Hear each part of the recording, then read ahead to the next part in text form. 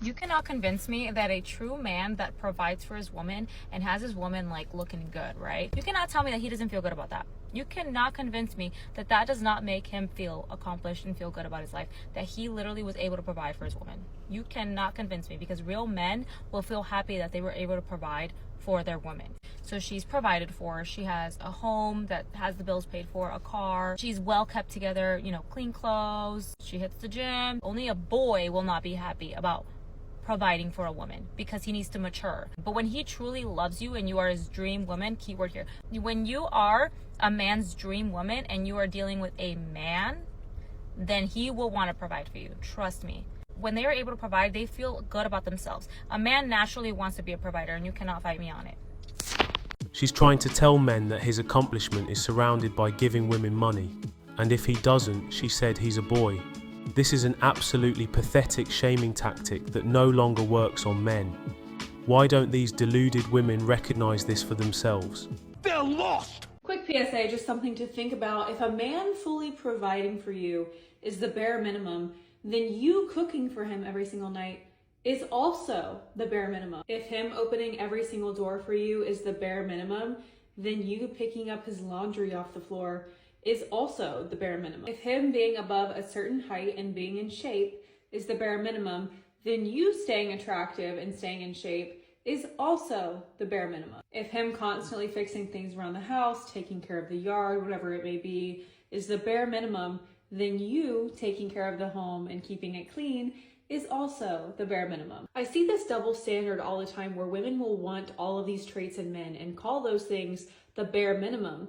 Yet when a man asks if they can cook, they say, well, no, you can cook for yourself. You're fully capable. Wouldn't that mean then that you are fully capable of going to work for yourself and providing, and that you don't actually need someone to provide for you? The truth is that serving is an act of love, and despite what social media may be promoting, being a wife does not mean sitting around and doing nothing and just looking pretty all day while your man goes and works his tail off. It's funny that we put all these expectations on men and then call those expectations the bare minimum, but when a man simply just requires that a woman knows how to cook, social media freaks out and calls it misogynistic.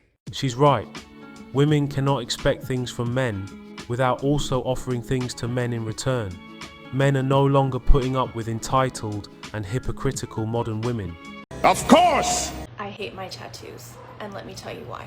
So I've never, ever seen anyone talk about this openly on the internet. I personally regret every single tattoo I've ever gotten. I started getting them at 18, and since I was maybe 10 years old, I was going through some identity crisis, wanting to be loved, wanting to be accepted, and for me that was my way to do that. And I'm not the same person I was 20 years ago. You're not gonna find many heavily tattooed people admit that.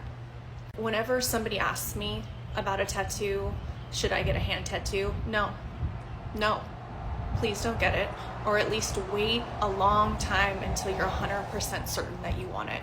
And everyone is always shocked that I say that, and I wish I had somebody when I was younger to tell me that. I have 2 boys, and they know I don't want them to get tattoos. However, if that's what they want to do, that's what they want to do, and who am I to say no?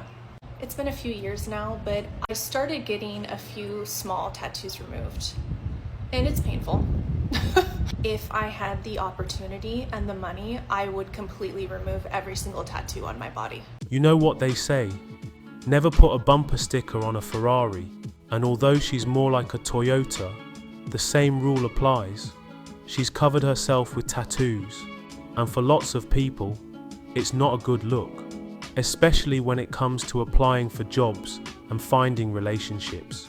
Well, it's her own fault. I don't get it. In what world are women the ones who want to settle down and men the ones who don't want the relationship?